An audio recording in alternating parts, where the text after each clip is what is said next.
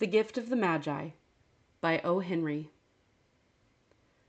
$1.87. That was all. And 60 cents of it was in pennies. Pennies saved 1 and 2 at a time by bulldozing the grocer and the vegetable man and the butcher until one's cheeks burned with the silent imputation of parsimony that such close dealing implied. 3 times Della counted it. $1.87. And the next day would be Christmas. There was clearly nothing to do but flop down on the shabby little couch and howl.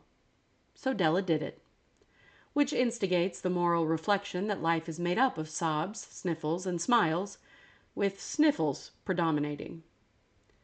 While the mistress of the home is gradually subsiding from the first stage to the second, take a look at the home. A furnished flat for $8 per week. It did not exactly beggar description, but it certainly had that word on the lookout for the mendicancy squad. In the vestibule below was a letter box into which no letter would go, and an electric button from which no mortal finger could coax a ring. Also appertaining thereunto was a card bearing the name Mr. James Dillingham Young. The Dillingham had been flung to the breeze during a former period of prosperity when its possessor was being paid $30 per week. Now, when the income was shrunk to $20, though, they were thinking seriously of contracting to a modest and unassuming D. But whenever Mr. James Dillingham Young came home and reached his flat above, he was called Jim, and greatly hugged by Mrs. James Dillingham Young, already introduced to you as Della, which is all very good. Della finished her cry and attended to her cheeks with the powder rag. She stood by the window and looked out dully at a gray cat walking a gray fence in a gray backyard. Tomorrow would be Christmas Day, and she had only $1.87 with which to buy Jim a present. She had been saving every penny she could for months, with this result. $20 a week didn't go far. Expenses had been greater than she had calculated. They always are. Only $1.87 to buy a present for Jim. Her Jim. Many a happy hour she had spent planning for something nice for him, something fine and rare and sterling, something just a little bit near to being worthy of the honor of being owned by Jim. There was a pier glass between the windows of the room. Perhaps you have seen a pier glass in an $8 flat. A very thin and very agile person may, by observing his reflection in a rapid sequence of longitudinal strips, obtain a fairly accurate conception of his looks. Della, being slender, had mastered the art. Suddenly she whirled from the window and stood before the glass. Her eyes were shining brilliantly, but her face had lost its color within 20 seconds. Rapidly she pulled down her hair and let it fall to its full length. Now, there were 2 possessions of the James Dillingham Youngs in which they both took a mighty pride. One was Jim's gold watch, that had been his father's and his grandfather's. The other was Della's hair.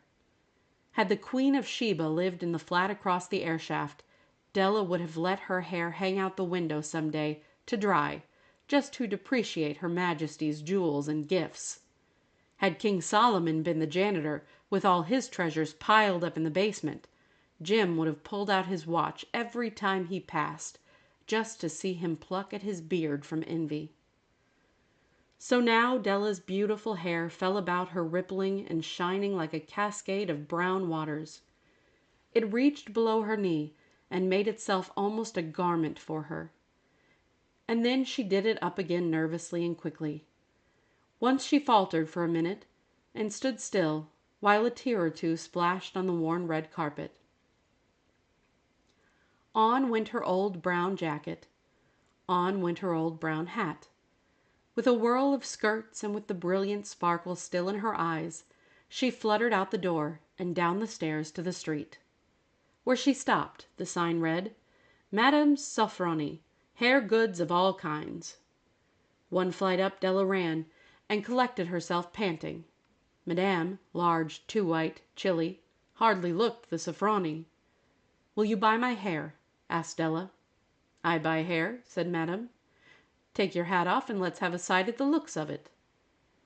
Down rippled the brown cascade. $20, said Madame, lifting the mass with a practiced hand. "Give it to me quick," said Della. Oh, and the next 2 hours tripped by on rosy wings. Forget the hashed metaphor. She was ransacking the stores for Jim's present. She found it at last. It surely had been made for Jim and no one else.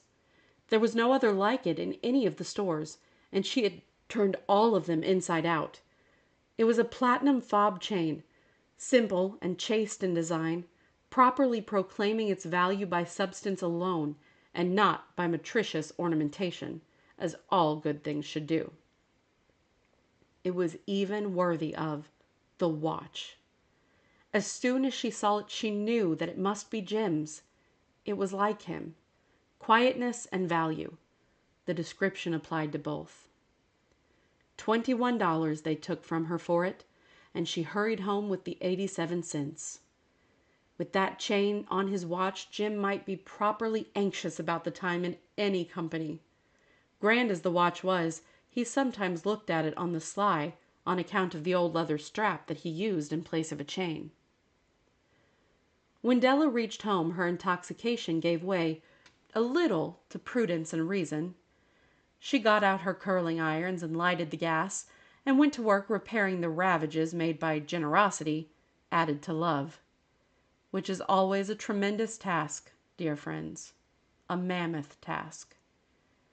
Within 40 minutes her head was covered with tiny close-lying curls that made her look wonderfully like a truant schoolboy. She looked at her reflection in the mirror, long, carefully, and critically. "If Jim doesn't kill me," she said to herself, "before he takes a second look at me, he'll say I look like a Coney Island chorus girl. But what could I do? Oh, what could I do with $1.87?" At 7 o'clock the coffee was made and the frying pan was on the back of the stove, hot and ready to cook the chops. Jim was never late. Della doubled the fob chain in her hand and sat on the corner of the table near the door that he always entered. Then she heard his step on the stair away down on the first flight, and she turned white for just a moment. She had a habit of saying little silent prayers about the simplest everyday things, and now she whispered, "Please, God, make him think I am still pretty." The door opened and Jim stepped in and closed it. He looked thin and very serious. Poor fellow, he was only 22, and to be burdened with a family. He needed a new overcoat, and he was without gloves. Jim stopped inside the door, as immovable as a setter at the scent of a quail. His eyes were fixed upon Della, and there was an expression in them that she could not read, and it terrified her. It was not anger, nor surprise, nor disapproval, nor horror, nor any of the sentiments that she had been prepared for. He simply stared at her fixedly, with that peculiar expression on his face. Della wriggled off the table and went for him. "Jim, darling," she cried, "don't look at me that way. I had my hair cut off and sold because I couldn't have lived through Christmas without giving you a present. It'll grow out again. You won't mind, will you? I just had to do it. My hair grows awfully fast. Say Merry Christmas, Jim, and let's be happy. You don't know what a beautiful, nice gift I've got for you." "You've cut off your hair?" asked Jim, laboriously, as if he had not arrived at that patent fact yet even after the hardest mental labor. "Cut it off and sold it," said Della. "Don't you like me just as well anyhow? I'm me without my hair, ain't I?" Jim looked about the room curiously. "You say your hair is gone?" he said with an air almost of idiocy. "You needn't look for it," said Della. "It's sold, I tell you. Sold and gone too. It's Christmas Eve, boy. Be good to me, for it went for you. Maybe the hairs of my head were numbered," she went on with sudden serious sweetness, "but nobody could ever count my love for you. Shall I put the chops on, Jim?" Out of his trance, Jim seemed quickly to wake. He enfolded his Della. For 10 seconds, let us regard with discreet scrutiny some inconsequential object in the other direction. $8 a week or $1,000,000 a year? What is the difference? A mathematician or a wit would give you the wrong answer. The Magi brought valuable gifts, but that was not among them. This dark assertion will be illuminated later on. Jim drew a package from his overcoat pocket and threw it upon the table. "Don't make any mistake, Dell," he said, "about me. I don't think there's anything in the way of a haircut or a shave or a shampoo that could make me like my girl any less. But if you'll unwrap that package, you may see why you had me going for a while at first." White fingers and nimble tore at the string and paper, and then an ecstatic scream of joy, and then, alas, a quick feminine change to hysterical tears and wails, necessitating the immediate employment of all the comforting powers of the lord of the flat. For there lay the combs. The set of combs, side and back, that Della had worshipped long in a Broadway window. Beautiful combs, pure tortoise shell with jeweled rims, just the shade to wear in the beautiful, vanished hair. They were expensive combs, she knew, and her heart had simply craved and yearned over them without the least hope of possession. And now they were hers.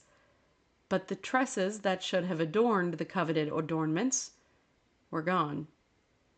But she hugged them to her bosom, and at length she was able to look up with dim eyes and a smile and say, "My hair grows so fast, Jim." And then Della leaped up like a little singed cat and cried, "Oh, oh!" Jim had not yet seen his beautiful present. She held it out to him eagerly upon her open palm. The dull, precious metal seemed to flash with a reflection of her bright and ardent spirit. "Isn't it a dandy, Jim? I hunted all over town to find it. You'll have to look at the time 100 times a day now.